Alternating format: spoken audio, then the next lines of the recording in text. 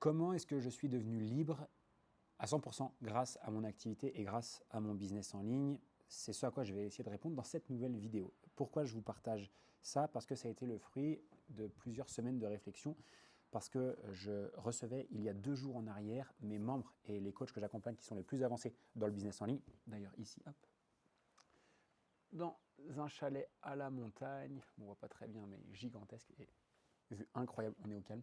Et j'avais comme thématique de cette journée-là de leur partager ma vision de la liberté et surtout comment j'ai moi-même préparé ma liberté totale grâce à mon business en ligne. J'aime bien dire que la liberté, c'est un peu comme le monstre du Loch Ness du business. Tout le monde en a déjà entendu parler, certains croient l'avoir déjà touché du doigt, mais très peu l'ont vraiment obtenu, ou vu du moins. Et je vous partageais ma vision de la liberté, comment je l'ai obtenu, mais surtout comment est-ce que je pense que n'importe qui peut l'atteindre.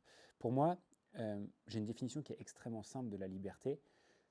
La liberté, c'est pour moi la possibilité d'avoir le choix.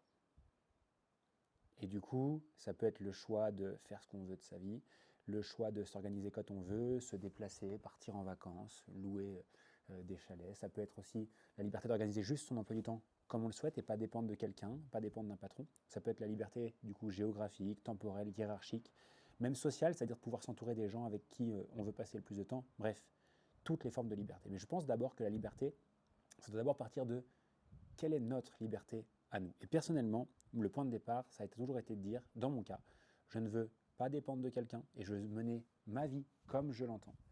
Et ensuite, je veux avoir suffisamment d'argent. Pourquoi l'argent? Parce que je savais que l'argent était un outil indispensable pour acquérir ma liberté, c'est-à-dire avoir le choix de bouger, de voyager, de faire ce que je voulais de mon temps. Donc j'avais 2 choses, ne pas avoir de patron et gagner suffisamment d'argent ensuite pour faire ce que je voulais, ce que je voulais. Bref, vous avez compris. Et du coup, j'ai découpé cette liberté-là en 2 catégories, du moins en 2 phases. Pour moi, il y a 2 niveaux de liberté quand on est entrepreneur.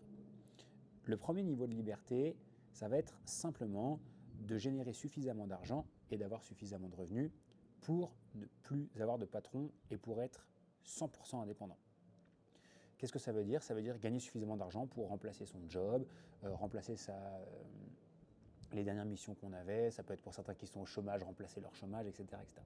De manière générale, j'aime bien dire avoir suffisamment de revenus pour couvrir son style de vie actuel. Et c'est le mot actuel qui est super important parce qu'il y a beaucoup de personnes qui font la course aux chiffres, qui pensent qu'il faut gagner 10, 20, 30 000 euros par mois pour être normal et vivre correctement. Non, il faut d'abord regarder son rythme de vie actuel, regarder ses dépenses. Et là, le calcul il est extrêmement simple, c'est qu'on va juste faire la somme de toutes nos dépenses. Ça va être notre loyer, les courses mensuelles, les loisirs, les différentes activités qu'on fait par exemple avec les enfants, si on a une vie de famille.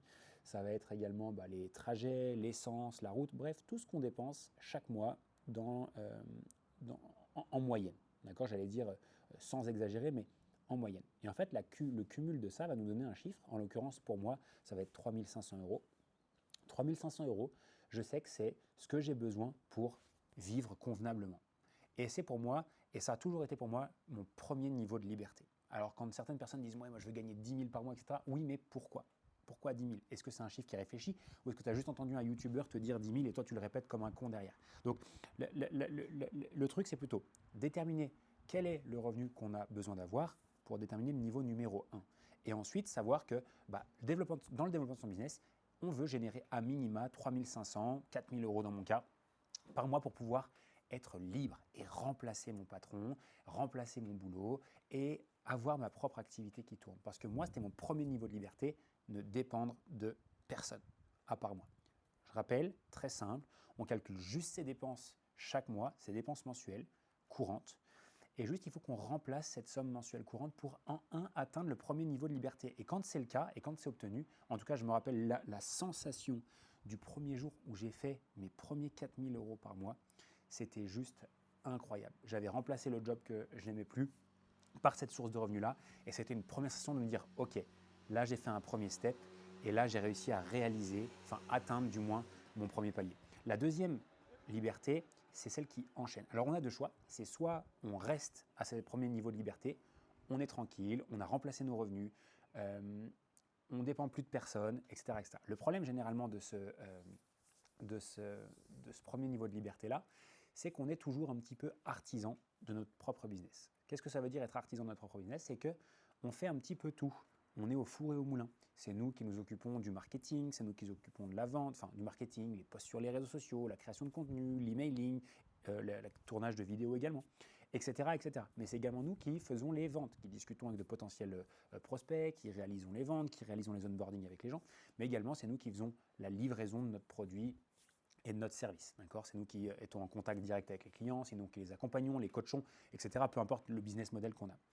Et aussi, on ne va pas l'oublier, c'est nous qui gérons toute la partie admin et opérationnelle du business, la facturation, les bilans, les factures, les rendez-vous, etc., etc. Donc, on est artisan, ça veut dire quoi? Ça veut simplement dire qu'on est au four et au moulin. Et bien qu'on ait remplacé nos revenus, on n'a pas encore réussi à optimiser notre temps. Ce qui veut dire qu'on travaille peut-être même encore plus, voire tous les jours. Et ça, du lundi, parfois même au dimanche, et même pour certains, jusque dans la nuit. C'est là où arrive, selon moi, le deuxième niveau de liberté. À ce moment-là, on peut enclencher la deuxième vitesse. Cette liberté-là, je l'appelle différemment. Cette liberté-là, c'est celle de récupérer son temps tout en conservant son nouveau niveau de revenu actuel.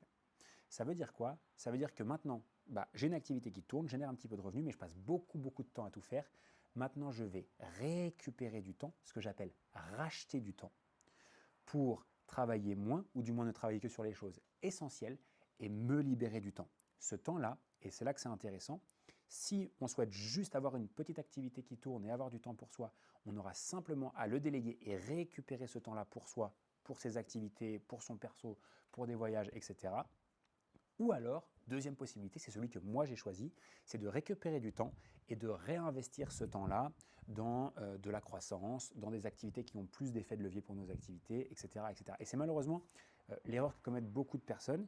Des fois, il y a des entrepreneurs qui disent « oui, moi je veux grossir, je veux scaler, je veux grossir mon activité », mais tout le temps qu'ils récupèrent, ils le passent à pas faire grand-chose, ou du moins à ne pas le remettre ou de ne pas le réutiliser dans des actions à plus fort effet de levier. Et c'est la raison pour laquelle ils stagnent et que leur business ne grossit pas. Mais ce n'est pas le sujet de cette vidéo. Je referai une si c'est intéressant ou si c'est un sujet qui est pertinent pour vous.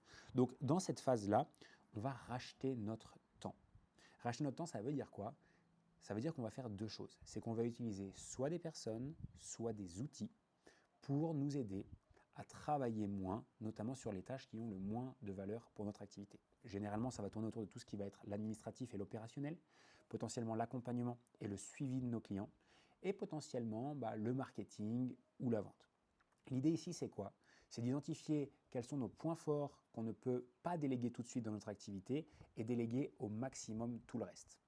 Et quand on fait ça, ce qui va se passer, c'est extrêmement simple. C'est qu'on va investir, alors j'utilise le mot volontaire, acheter notre temps. On va investir dans des personnes et dans des outils qui vont nous permettre soit d'automatiser, soit systématiser des tâches qu'on répète souvent pour pouvoir récupérer du temps. Et une fois qu'on aura plus de temps, qu'est-ce qui se passe? Et bien évidemment, on pourra soit le réattribuer, comme je le disais, soit le prendre pour nous. Chose très importante maintenant. Beaucoup de personnes voient l'investissement dans des outils, ça va être des logiciels, ça va être des personnes aussi, comme de la perte d'argent, comme oui, si je recrute telle ou telle personne, ça va me coûter tant tous les mois. Je vois la chose d'une manière un petit peu différente. Je me dis que ces personnes-là et ces outils sont des investissements parce que peut-être que sur un laps de temps, du moins à échelle d'horizon plutôt courte, 1 à 2 mois, elles ne vont pas forcément délivrer les résultats tout de suite, c'est-à-dire que je ne vais pas forcément avoir un retour sur investissement direct, mais si je prends le temps de bien les recruter, bien les onboarder et bien les manager, c'est des personnes qui non seulement vont s'auto-rentabiliser au bout de 3 à 6 mois, mais bien plus que ça, vont me permettre de multiplier mes revenus à partir du moment où je les manage bien et où ils deviennent eux aussi un nouvel effet de levier pour ma société. Cette vidéo, elle a pour but de juste vous partager ça. C'est que la liberté, elle est propre à chacun. Et c'est d'abord à nous de la déterminer. À quoi est-ce que je veux, à quoi est-ce que j'aspire? À quoi est-ce que je veux que ma vie ressemble? Quelle est la liberté réelle que je veux atteindre? Est-ce que c'est financière? Est-ce que c'est géographique? Est-ce que c'est hiérarchique? Est-ce que c'est un petit peu tout? Juste être au clair avec ça. Et surtout en deux, comprendre ces deux niveaux de liberté. En un, je remplace mon revenu. En deux, je rachète mon temps. Et ensuite, une fois que vous aurez racheté votre temps, vous aurez tout le loisir de développer encore plus votre activité, être toujours plus libre et en plus de ça, construire une équipe et un business qui est juste remarquable. Je vais, comme idée, et d'ailleurs je vais vous mettre le lien juste après, je tournerai aussi une autre vidéo où je vais vous parler de recrutement, scaling, etc. dans les prochaines vidéos. Je ne pourrais pas vous mettre le lien parce qu'elles sortiront après, mais n'hésitez pas à me dire ce que vous pensez de ces contenus-là. N'hésitez pas à me mettre un commentaire sur ce que vous pensez de cette vidéo et surtout, je serais extrêmement curieux de savoir quelle est, vous, la liberté que vous souhaitez atteindre. C'est quoi votre vie de rêve et quelle est la liberté que vous voulez atteindre aujourd'hui? Est-ce que c'est voyager autour du monde? Est-ce que c'est être libre financièrement? Est-ce que c'est acheter votre maison pour vos enfants? Est-ce que c'est avoir le choix de juste être plus dépendant de votre patron ou de certains de vos clients? Bref, dites-moi ça dans les commentaires. J'ai vraiment hâte de vous lire. J'espère sincèrement que le format vous plaît. À très très vite sur la chaîne.